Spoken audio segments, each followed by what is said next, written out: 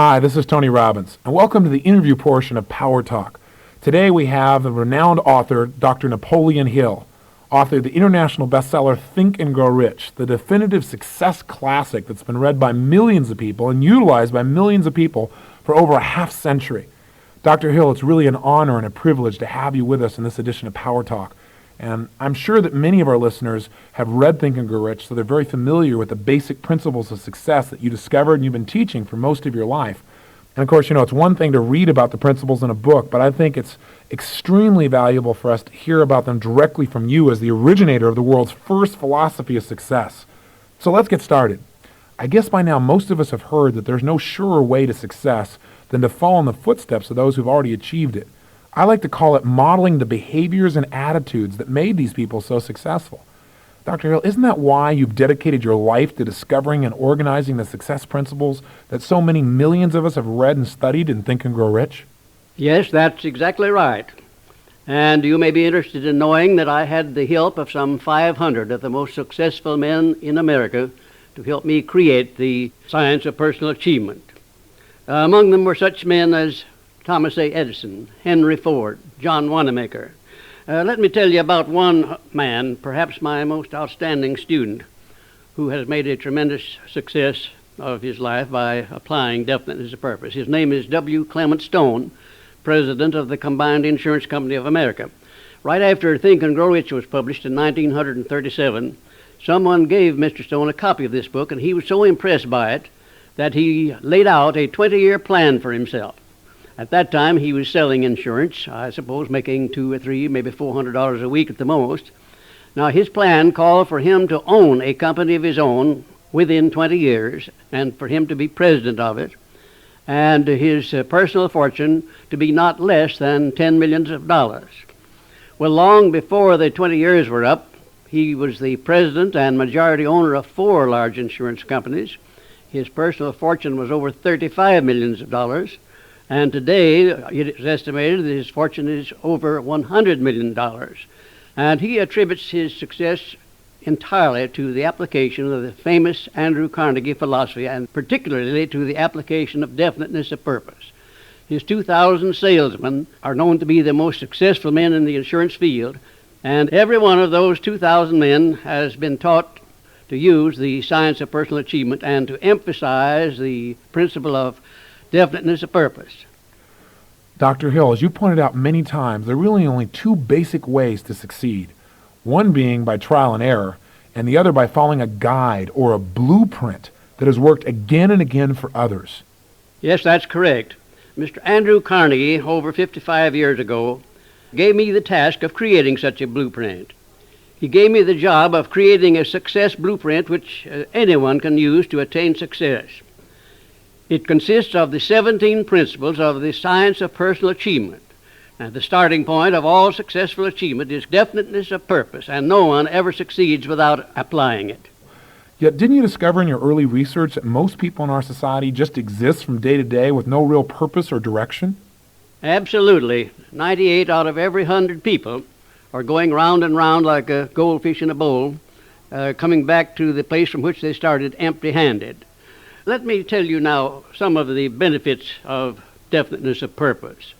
Number one, definiteness of purpose automatically develops self-reliance, personal initiative, imagination, enthusiasm, self-discipline, and concentration of effort, all of these being prerequisites for success of vital importance. And number two, it induces one to budget one's time and to plan day-to-day endeavor, which leads to the attainment of one's major purpose. And three, it makes one more alert in recognizing opportunities related to the object of one's major purpose, and it inspires the courage to embrace and act upon these opportunities. And four, it inspires confidence in one's integrity and character, and attracts the favorable attention of other people. The man who knows where he is going and is determined to get there will always find willing helpers to cooperate with him. And five, the greatest of all of its benefits is this: it opens the way for the full exercise of that state of mind known as faith. by making the mind positive and freeing the mind from the limitations of fear and doubt and discouragement and indecision and procrastination. 6, it makes one success conscious and protects one against the influence of a failure consciousness.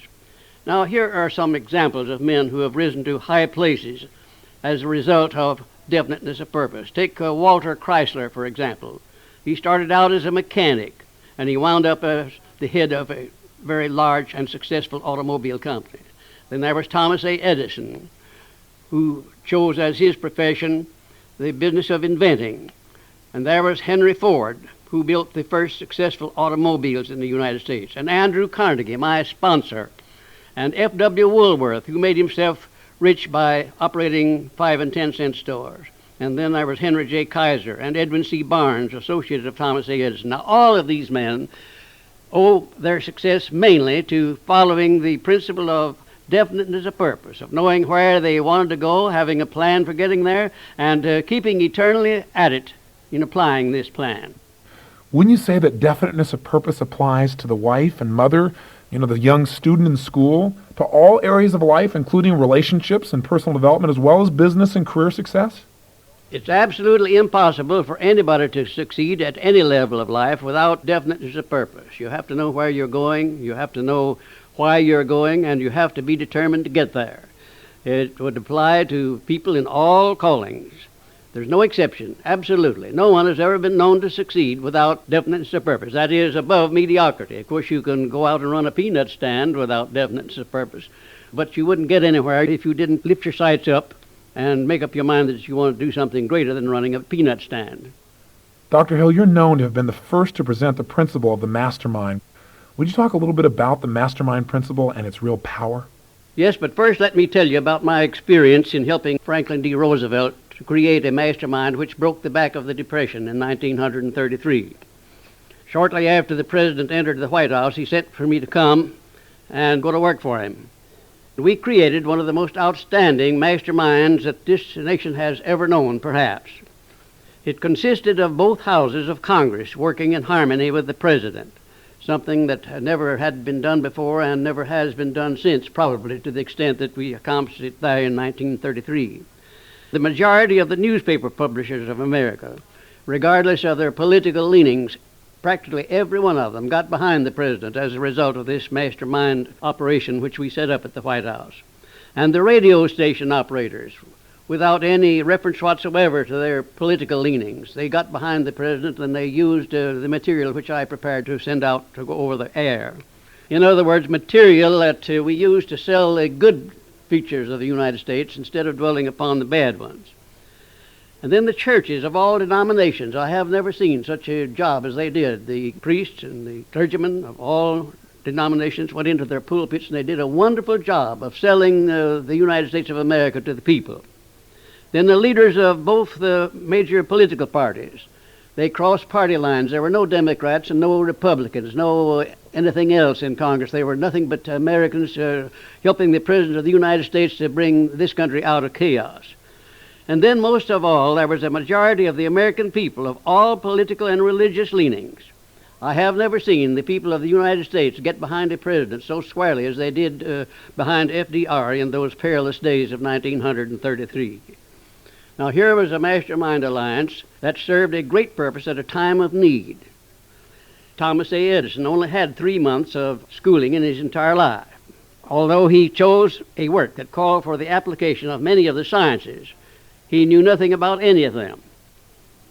Now, you may wish to ask, how in the world did he get along with only 3 months of schooling in the business of inventing, dealing with the sciences, and yet knowing nothing about any of them? I've been asked that question many times. Well, the answer is very simple. He got along by surrounding himself with men who did understand the sciences, technical men, educated men, and he used their brains just as successfully as if he had had the knowledge himself. As a matter of fact, every successful man in the upper brackets of achievement makes use of other people's knowledge and their influence and their education under the mastermind principle. Then there would be Mr. Andrew Carnegie, my sponsor. He came over to this country in the steerage, didn't have enough money to pay first-class fare on the boat. And he rose to a high position in the world by surrounding himself with men who knew more than he did, who could do the things that he wanted done. And I could name 100 others who started in low positions and rose to high positions in life by associating themselves with other people under the mastermind principle. You talk a lot about applied faith, which, by the way, Dr. Norman Vincent Peale obviously talks about in this month's book summary on the power of positive thinking. Now, as I understand it, what you're really getting at is you're trying to get someone to eliminate their doubt and their fear. Is that accurate? That's exactly correct. The term applied faith is used instead of faith because it seems that before your spirit of faith can affect anything really, it has to be actively directed in some direction. In other words, you can't just believe and sit down and have anything happen. You have to become active behind your faith and to keep it active. That's why we call it applied faith. Faith is a state of mind that has been called the mainspring of the soul, through which one's aims, desires, plans, and purposes may be translated into their physical or financial equivalent. Faith is a means through which you can put yourself in a frame of mind to tune in and draw directly upon the power that operates the whole of this universe. Let me give you an illustration of where I first learned of the power of faith. When I was 4 years of age, I was stricken down with typhoid fever. My father had 2 doctors waiting on me, and they were there for several days, but meanwhile I was becoming worse all the time. And at the end of the 5th day, I was in a deep coma, and the doctors called my father outside where my mother couldn't hear and told him that I was dying, that I would be dead within the hour, and that they had done all that doctors knew what to do. My father said, "All right, doctor, if you can't do anything more, I know a doctor who can." He went down into the woods and knelt down and started to pray. He promised his Maker that if he would spare my life, he would see that my entire life was dedicated to the service of mankind. And after he had been there praying for approximately an hour, my father said that the whole wood seemed to light up, and he recognized that his prayer had been answered. He rushed back to the house, and when he got in the room where I was sitting up in bed crying for water. In those days, they wouldn't allow water for typhoid victims. My father went down to the spring, got a gourd full of water, and I drank it all. And from that moment on, I commenced to improve. As a matter of fact, I have seldom been ill a day from that time on to this. I had another wonderful illustration of the power of applied faith. When my second son, Blair, was born, he was born without ears. And the doctors told me that he would be a deaf mute all of his life. I told them he would not be a deaf mute, and that he would live to have 100% of his hearing just like other children. And one of these doctors came over and put his arm on my shoulder, and he said, "Now look here, Napoleon, there are some things in this world that neither you nor I nor anyone else can do anything about, and now you face one of those situations." I said, "Doctor, there is nothing in this world that I can't do something about, if it's nothing more than adjust myself to an unpleasant situation so it does not destroy my spirit." I went to work on that child through prayer before I ever saw him. I worked on him continuously, almost 4 hours a day for the first 4 years of his life.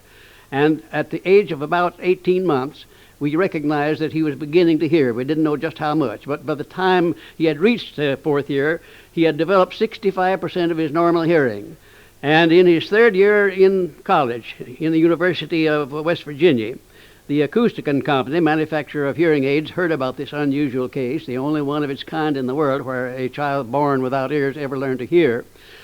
Came down to the University of West Virginia and made him a special hearing aid that gave him the other 35% of his hearing, and Blair today has 100% of his hearing just exactly like I said he would. It's almost one of the modern miracles of medical science that this thing happened, and the doctors today don't know exactly how it did happen. I'm not so sure that I did, but I know what I was doing to help bring it about. Dr. Hill, I think many of us were never the same after reading your most famous statement, "Whatever the mind of man can conceive and believe, he can achieve." Would you talk just a little bit about that great truth? Well, the most priceless thing about it is the capacity to believe, that magic word believe. Thomas A. Edison believed he could perfect an incandescent electric lamp, despite the fact that he failed more than 10,000 times before success rewarded him. Imagine a man sticking to one idea through 10,000 different failures, and he couldn't have done it without absolute belief that he would succeed eventually. Marconi believed the ether could be made to carry the vibrations of sound without the use of wires, and he carried on through many failures until he was rewarded by triumph. Christopher Columbus believed he would find land in an uncharted ocean, and he sailed on and on and on, despite the threatened mutiny of his sailors, until he found America. Madame Schumann Heink believed she would become a great singer, although her first teacher had advised her to go back to her sewing machine and be contented as a seamstress. Her faith rewarded her with success. And Helen Keller believed she would learn to talk despite the fact that she lost the use of her speech, sight, and hearing. Her faith restored her speech. Dr. Hill, you place a great deal of emphasis on developing a pleasing personality. You call it a man or a woman's greatest asset. Why do you consider it so vital? A pleasing personality helps one to master the major causes of failure. That's the main reason why. Would you tell us what you consider to be the main cause of failure among people today? Yes, it's a lack of ability to get along with other people harmoniously. Take Charles M. Schwab, for instance. He was the right-hand man of the distinguished Andrew Carnegie, and he rose to a position of great importance as president of the United States Steel Corporation. His salary was $75,000 a year, and on some occasions at the end of the year, Mr. Carnegie gave him a bonus of as much as $1 million a year, more than 10 times as much as he received a salary. And when I asked Mr. Carnegie if he felt that he had to give Mr. Schwab that amount of money, he said, no, I didn't have to. I could have neglected it and let him go across the street and go into competition with me. And then, seriously speaking, he said, I paid Mr. Schwab $75,000 a year for what he did. I gave him a bonus at the end of the year of as much as $1 million for what he got other people to do. And he was a past master at inspiring other people to cooperate. $1 million personality. Now, here are some of the more important traits of a pleasing personality. First of all, a positive mental attitude based upon one's expression by words or thoughts or deeds, or the emotions, among which the 14 most important emotions are positive emotion, faith, hope, love, enthusiasm, sex, loyalty, and cheerfulness.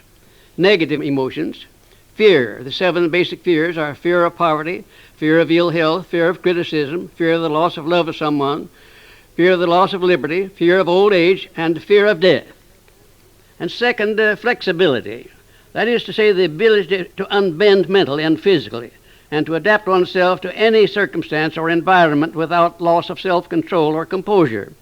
The flexible person has full control of his emotions at all times. One of Franklin D. Roosevelt's outstanding qualities was that of flexibility. Then a pleasing tone of voice, that is, a voice controlled and cultivated to express any desired feeling, and a frankness of manner and speech, with discriminate control of the tongue at all times, based upon the habit of thinking before speaking, and a keen sense of justice toward all people, and applied in all human relationships, even when to do so may appear unprofitable. Sincerity of purpose in all human relationships, remembering that insincerity begets failure of friendly cooperation. And tactfulness in speech and manner, remembering that not all thoughts should be expressed, even though one may speak the truth. And promptness of decision, when all of the facts for a decision are available.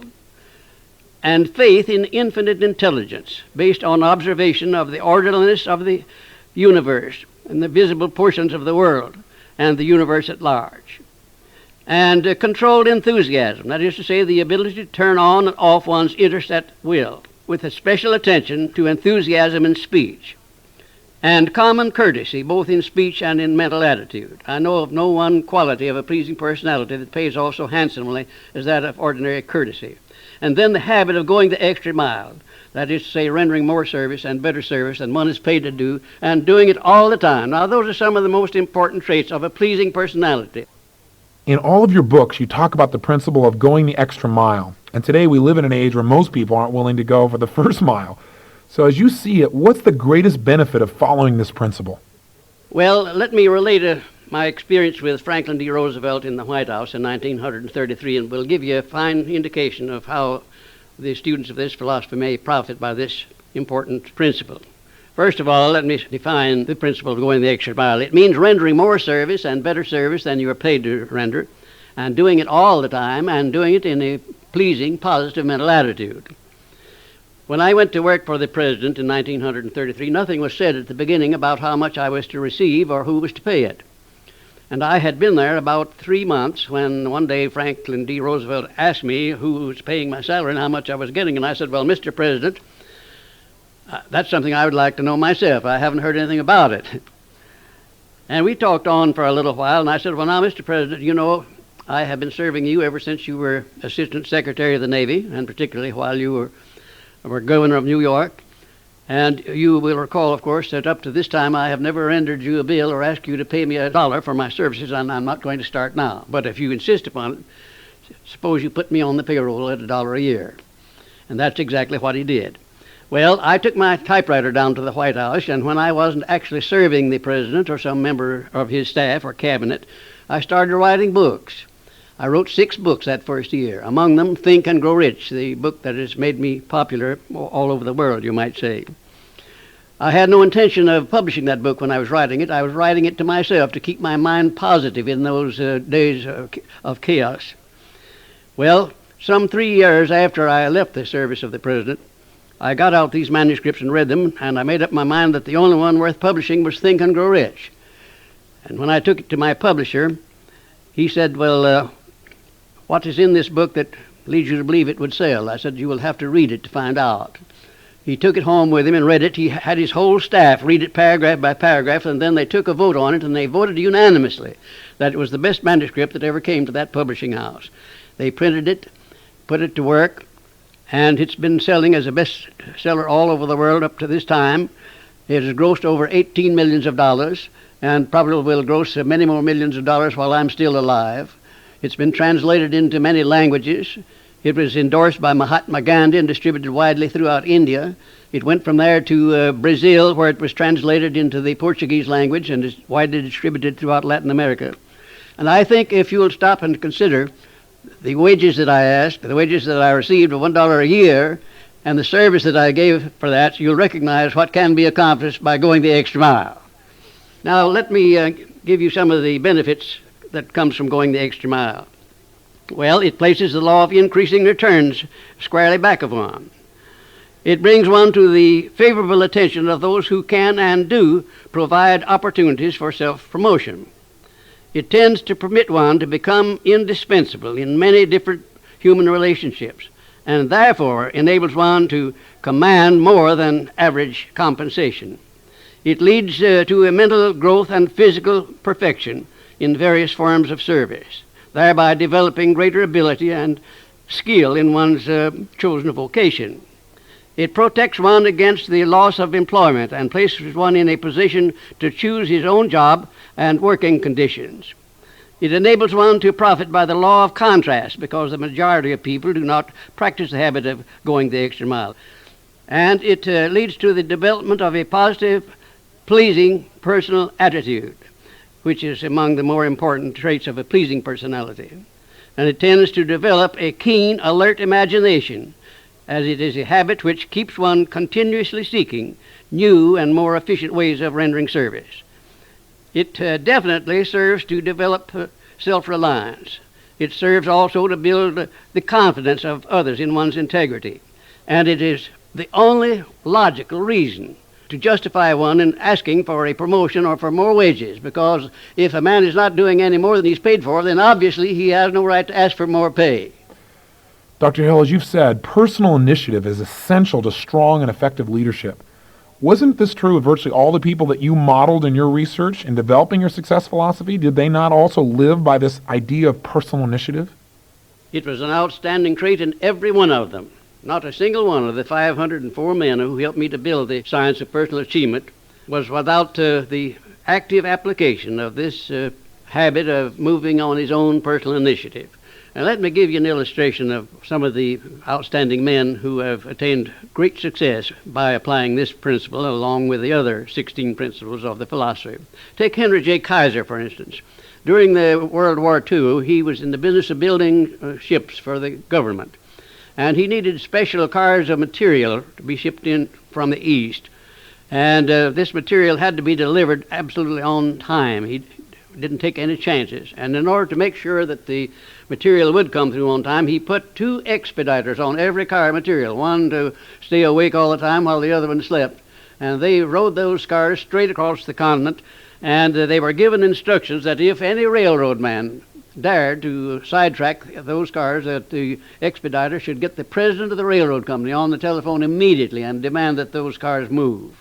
That's how definitely that Mr. Kaiser moved in seeing that his personal initiative was carried out.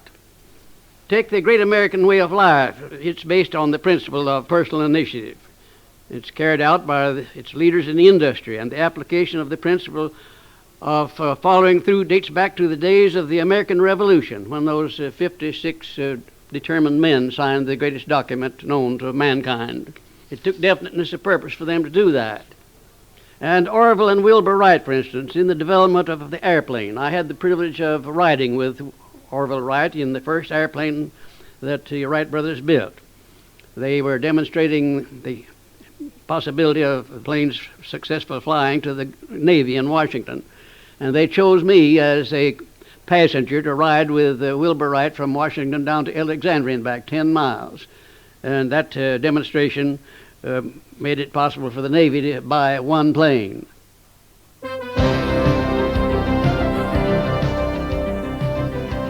This program is continued on the opposite side.